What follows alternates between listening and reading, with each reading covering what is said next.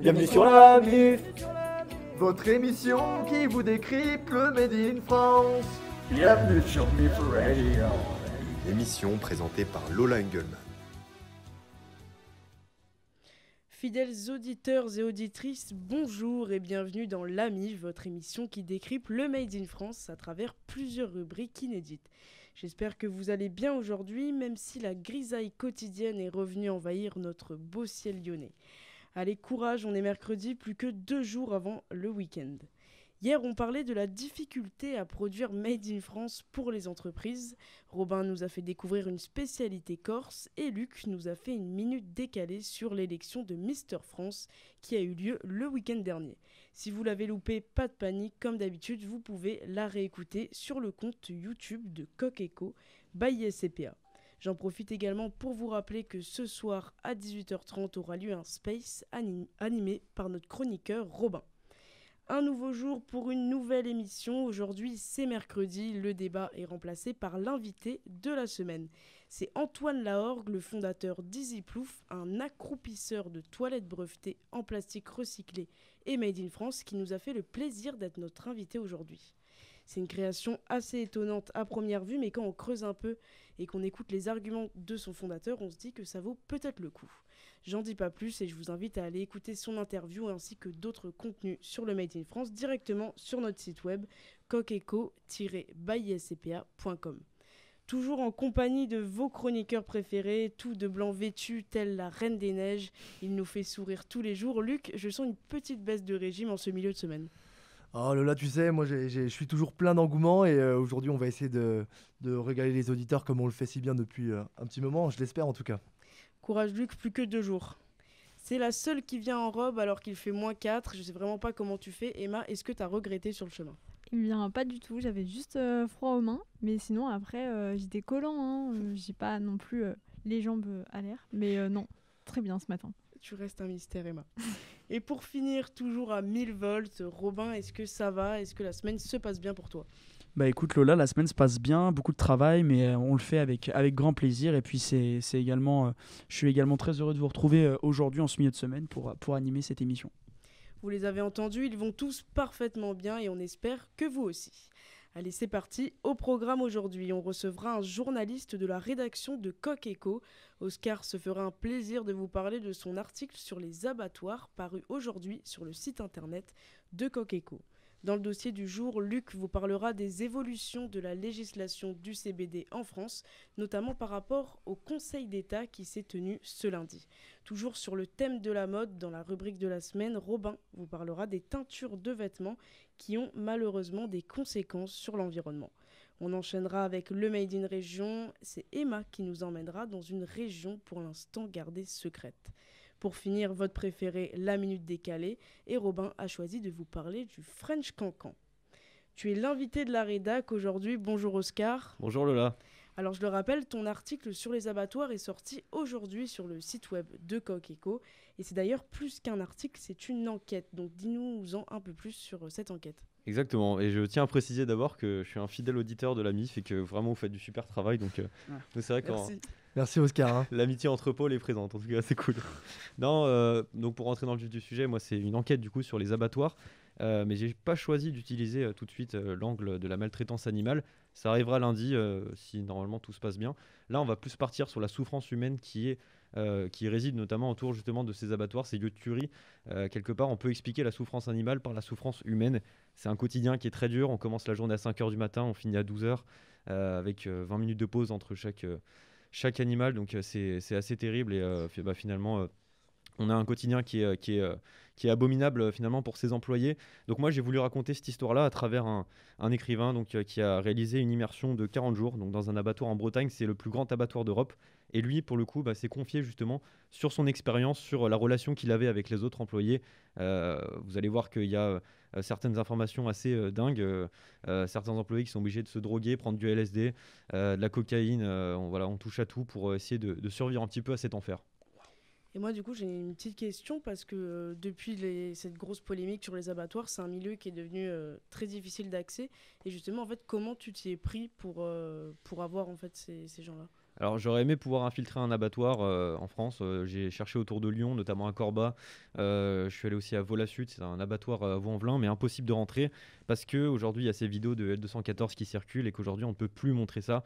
On a peur de fermer des abattoirs et d'ailleurs pour illustrer ça, on construit même des cloisons autour des lieux de tuerie. Donc ce qu'on appelle les lieux de tuerie, c'est là où les animaux sont tués. Voilà, aujourd'hui en tant que journaliste, c'est impossible de rentrer. Même en tant qu'étudiant, j'ai essayé de faire passer ça pour une journée un petit peu, pas porte ouverte, mais une journée découverte 24 heures avec un tueur, on appelle ça comme ça d'ailleurs, on appelle le seigneur d'ailleurs pour l'information, c'est le seigneur, c'est celui qui tue l'animal à la fin, mais je peux pas, on n'a pas pu, donc pour le coup je suis allé chercher les livres, les ouvrages, donc j'ai contacté l'écrivain en question et ensuite des associations L214 et l'OABA, l'organisation de protection des animaux d'abattoir. Merci beaucoup Oscar. Pour aller lire l'article, rendez-vous sur coqueco.com et n'hésitez pas à réagir en laissant un commentaire. Depuis plusieurs années, le débat autour de la législation du CBD n'en finit plus de diviser la classe politique.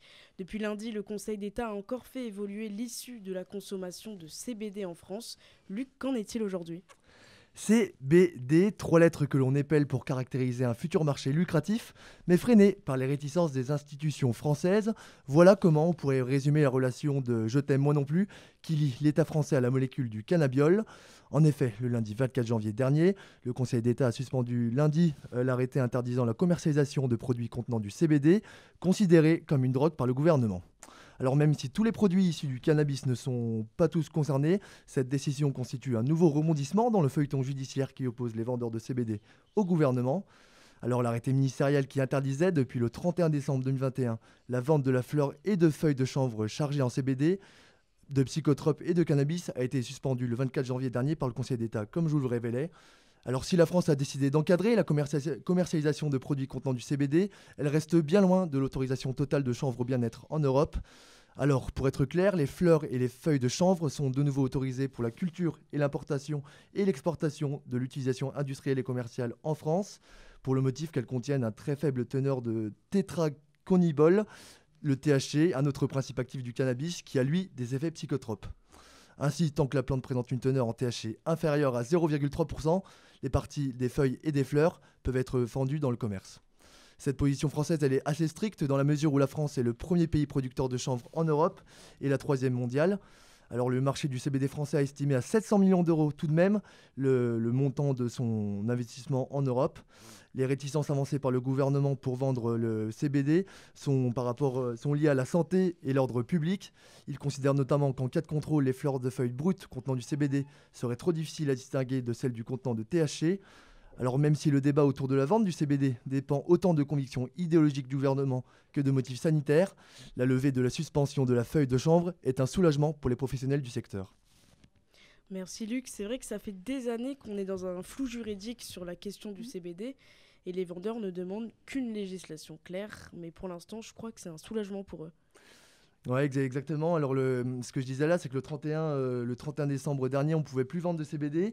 Donc là, pendant 2-3 mois, les vendeurs de CBD ne savaient plus quoi faire. Aujourd'hui, l'interdiction elle est élevée, ce qui permet d'entretenir un avenir un peu moins morose pour les professionnels du secteur, quoi. Donc ils peuvent continuer à vendre Pour le moment, s'il n'y a pas d'autres arrêtés qui viennent perturber l'issue de ce commerce, en tout cas. Eh bien, merci beaucoup Luc. On passe maintenant à notre rubrique de la semaine qui est consacrée à la mode. Hier, Luc nous parlait des chaussettes recyclées Made in France. Aujourd'hui, Robin nous parle des teintures de vêtements qui sont responsables des eaux polluées mondiales. En effet, Lola, il y en a des choses à dire sur la teinture chimique dans l'industrie du vêtement. Cette dernière serait ainsi responsable de 20% de la pollution des eaux dans le monde. Plus flagrant encore, Orsola de Castro, cofondatrice du mouvement Fashion Revolution, déplore, je cite, « On peut prédire la prochaine couleur à la mode en regardant les rivières en Chine. Conséquence, en Chine, on parle même de village cancer. Au final, qu'il s'agisse de tissus naturels ou synthétiques, impossible d'y échapper pour la simple et bonne raison que des milliers de produits chimiques sont utilisés pour colorer nos vêtements.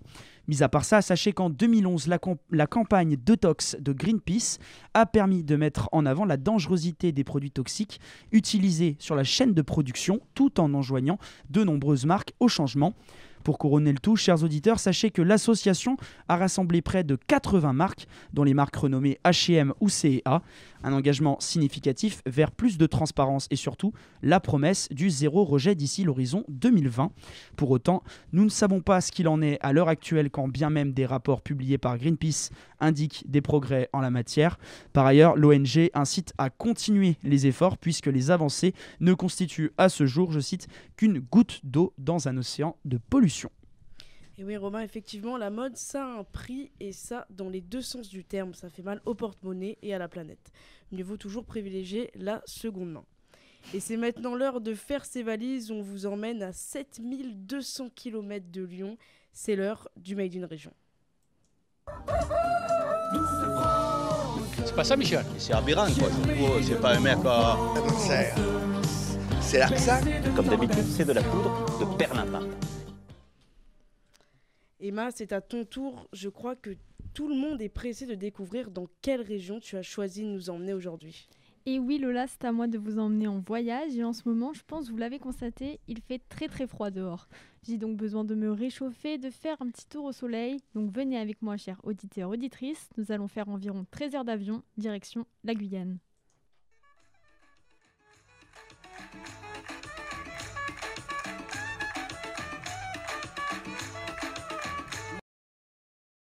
Alors, petite question pour vous ici autour de la table. Quand on vous parle de la Guyane, la française évidemment, qu'est-ce que cela vous évoque? À quoi pensez-vous? À la noix de coco. La Guyane, ça aurait pu être la noix de coco. Moi, j'ai pas d'idée là tout de suite qui me viennent à l'esprit. En tout cas, je pense à nos confrères guyanais. Eh bien, moi, aujourd'hui, j'ai décidé de vous parler de l'une des attractions phares de ce territoire d'outre-mer, le centre spatial guyanais à Kourou. Alors, c'est de ce dernier que les fusées Ariane sont notamment tirées. Véritable moteur économique, la filière spatiale génère depuis les années 2000 15% de la création de richesses en Guyane. Après Cayenne, en prenant la route vers le nord-ouest de la Guyane, la ville de Kourou se dessine à l'horizon. Cette dernière a été choisie en 1964 par le gouvernement français pour abriter le centre spatial de notre pays. Alors pour la petite histoire, c'est suite à l'indépendance de l'Algérie en 1962 que la France fut obligée de déplacer son site de lancement de fusée, alors situé dans le pays. Plusieurs endroits situés proches de l'équateur, vous verrez pourquoi c'est important dans quelques instants, sont étudiés. Et c'est finalement Kourou qui fut choisi par Georges Pompidou. Alors plusieurs raisons expliquent ce choix de baser le centre spatial français à plus de 7000 km de la métropole. Savez-vous lesquels? Oula. Aucune idée là, ma culture générale n'est pas très développée aujourd'hui. Hein. Ouais, C'est culture vraiment terrible. spatiale, ouais, non plus. Dis-nous, Emma. Je vais vous l'expliquer. Premièrement, la densité de la population en Guyane est assez faible. Ainsi, la France a pu bâtir un centre spatial sans devoir déplacer des populations. De plus, si un accident se produit, les risques sont moins grands qu'ailleurs. Alors, deuxièmement, c'est également pour une raison financière. Pour vous expliquer, la plupart des satellites sont géostationnaires, c'est-à-dire qu'ils restent à la même place au-dessus de la Terre et précisément au-dessus de l'équateur. Kourou étant situé à 5 degrés de latitude au nord de l'équateur, cela permet de mettre directement les satellites en orbite, une situation donc idéale. En comparaison, les satellites lancés de Cap Canaveral aux États-Unis sont plus coûteux car il faut que la fusée fasse le chemin jusqu'à l'équateur avant de les larguer. Et enfin, troisième raison, Kourou a été choisi pour sa position géographique. Vers l'équateur, le décollage d'une fusée est plus simple grâce à une force centrifuge plus forte. Par conséquent, la poussée d'arrachement à fournir pour le lancement d'une fusée est moins grande. Ainsi, on a besoin de moins de carburant pour sortir de l'atmosphère, donc moins de dépenses. Donc cet avantage géographique donne par conséquent un avantage économique. Cela permet à la France de développer son rayonnement sur le plan spatial à l'échelle mondiale. Le centre spatial guyanais de Kourou est une vitrine pour la France, mais également pour l'Union européenne dans la course mondialisée vers l'espace. Alors pour la petite information, le centre spatial guyanais organise environ 12 lancements de fusées chaque année. Il est donc possible pour vous, chers auditeurs, d'assister à un moment exceptionnel et en plus gratuitement. Il faut ainsi réserver sur le site du centre spatial guyanais. Le prochain lancement de fusée a lieu le 10 février, mais il est d'ores et déjà complet. Il vous faudra donc attendre encore un peu. Merci Emma. Je rappelle d'ailleurs que le centre spatial guyanais, c'est la seule base de lancement en Europe. Je ne sais pas si tu l'as mentionné. Et j'ai pu voir ça. Place maintenant à notre minute décalée. La dernière qu'il a faite était sur le slip français. C'est à toi, Robin. Et j'ai hâte. C'est vrai que ça fait un petit moment que j'en ai pas refait des minutes décalées. Mais bon, allez, Il est temps pour moi de sortir de ma zone de confort et pour ma deuxième minute décalée, j'ai décidé de vous parler d'un incontournable français. Bon, je vous avoue, hier, j'ai eu une dure journée et habituellement, quand je sors du travail, j'écoute toujours de la musique. Bon, je ne sais pas vous, mais moi, ça m'apaise mes tensions de singe. Bref, en sortant du métro, je commence à sortir mon téléphone pour changer de musique parce que franchement, écouter du Indochine pendant 20 minutes... ça va quoi. Ouh, tension sur Indochine, non? J'adore ça, mais bon, si tu continues à écouter continuellement, bon, ça prend la tête. Tu es sensible. Hein. Je défile les musiques sur mon compte Deezer et là, je tombe sur ça.